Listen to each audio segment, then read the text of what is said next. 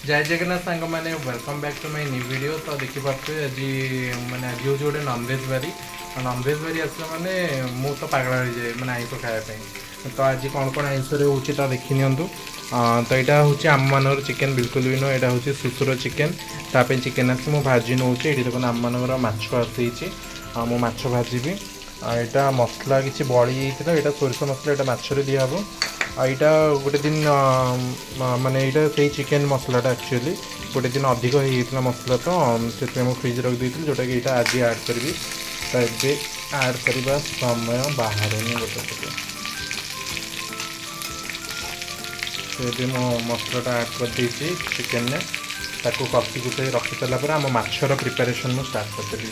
तो आगू कौन कौन कर भाव में देखिए साग मैंने ये मो माछ कड़े माछ भाजी बोली माछ कड़े बसई देती। ये देखो तो चिकेन माने आम सुसुर चिकेन देखते कलरफुल केमती मस्त कलर आज भी माने से दिन बटा मसला थिला किसी तो ऑब्वियसली कलर आसो।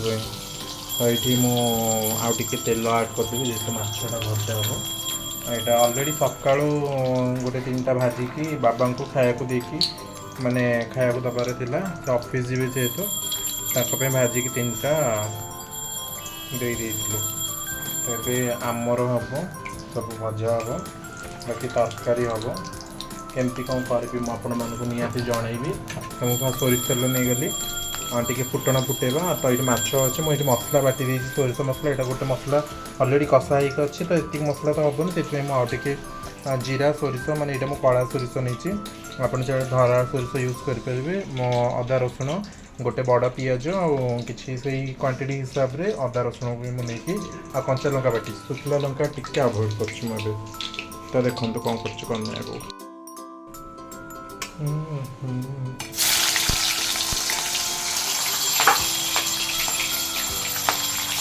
माछ भाजिले गोटे प्रोब्लेम मटन चिकेन आप जिते करतु छिटकबनी गोटे माछ भजार एत छिटके तेल मारदेवा बहुत कीड़ा लगे से।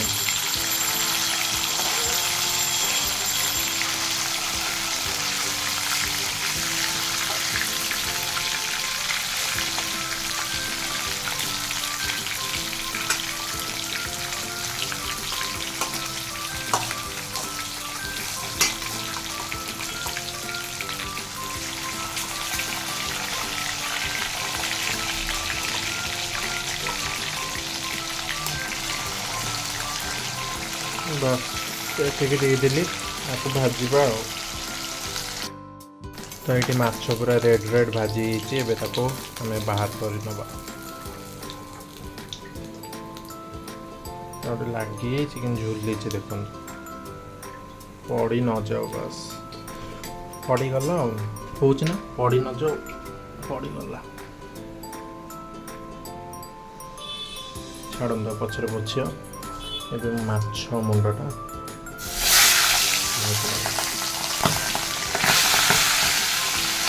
ये कीड़ा लगे खाली छिटक।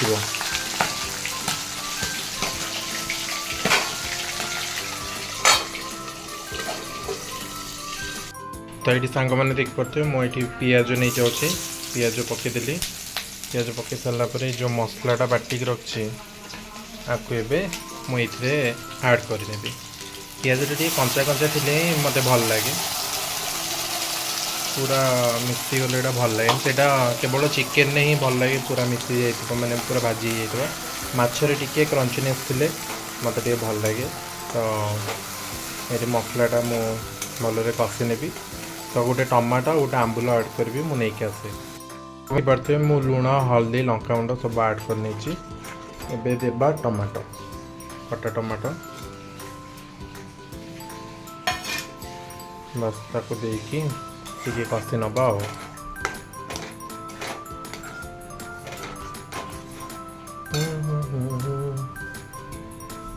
जेहेतु आलू गुरा टिके सीझीनी तो ये आम ये मसला कषा समय आलूटा ऐड कर तो इजिली से सीझीज।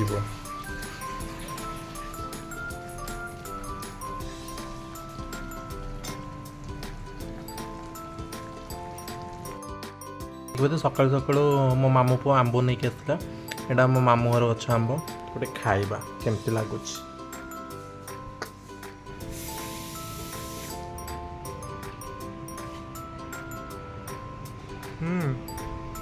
ମିଠା ମାନେ ଅଲଗା ପ୍ରକାର ମିଠା।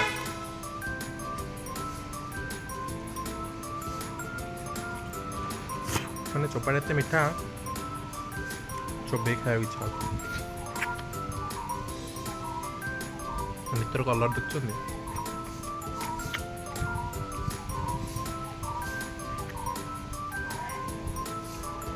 ଚାଲନ୍ତୁ ମୁଁ ଶାନ୍ତିରେ ଟିକେ ଆମ୍ବ ଖାଇପାରେ। ମାନେ ଏବେ ଦେଖିବା ମସଲାଟା କେମିତି କ'ଣ ହେଇଛି। କଲର୍ ତ ଦେଖିପାରୁଥିବେ କେମିତି ଆସିଛି। ତ ଏଇଟାକୁ ଟିକେ ଭଲରେ କଷି ନେବା। ତ ଏହି ସମୟରେ ଆମେ ଆମ୍ବୁଲ ଖଣ୍ଡେ ଆଡ଼୍ କରିବା। ଟମାଟୋ ତ ଆଡ଼୍ କରିଥିଲେ, ଯିଏ ଅଧିକ ଖଟା ଚାହୁଁଥିବ ନିହାତି ଭାବରେ ଆମ୍ବୁଲ ଖଣ୍ଡେ ଆଡ଼୍ କରିବ ହିଁ କରିବ। ତ ଆମକୁ ଟିକେ ଅଧିକ ଖଟା ଦରକାର। ତ ମୁଁ ଏବେ କଡ଼େଇଟା ଗଳି ପଡ଼ିବ ରେ, କେମିତି ବସେଇଛି ଛାଡ଼ନ୍ତୁ। ଏକୁଟିଆ ଭିଡ଼ିଓ କଲେ ଆଉ କ'ଣ ହେବ, ଗୋଟେ ହାତରେ ଫୋନ୍ ଗୋଟେ ହାତରେ ଛାଡ଼ନ୍ତୁ। ଗୋଟେ ଆମ୍ବୁଲ ମୁଁ ଆଣିକି ଆସି ଆଡ଼୍ କରିବି। ତ ଦେଖିପାରୁଥିବେ ଆମ୍ବୁଲ ଆଡ଼୍ କରିକି ଆଉ ଟିକେ ଛାଡ଼ିଦେବା। ଟିକେ ଭଲରେ ମାନେ ମିଶିଯାଉ ଯେମିତି। ତ ଏତିକି ମସଲା ତ ହେଇଗଲା। ମୁଁ ଯେଉଁ ଏକ୍ସଟ୍ରା ମସଲାଟା ରଖିଥିଲି ଦେବି ବୋଲି ଆକୁ ମୁଁ ଫ୍ରିଜରେ ରଖିଦେବି। ଆଉ କିଛି କାମ ହିଁ ନାହିଁ, ଏତିକି କାଫି।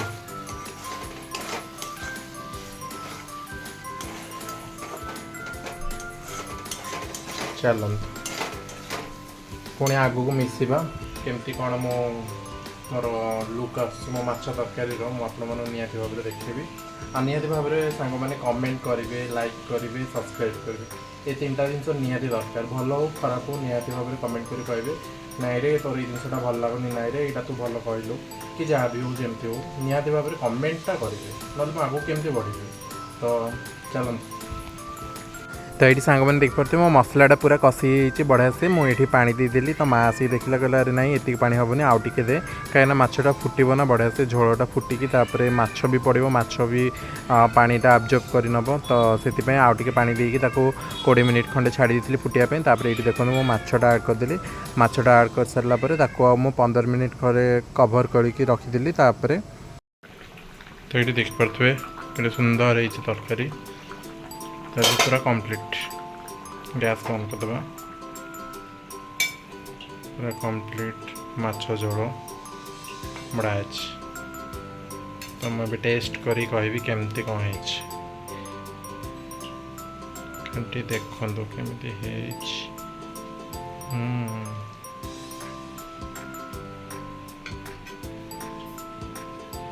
ଆପଣମାନେ ତ ଦେଖିଲେ ମୋ ମାଛ ତରକାରୀର ଲୁକ୍ କେମିତି ହେଇଛି। ଆପଣମାନେ ନିହାତି କମେଣ୍ଟ କରିକି କହିବେ।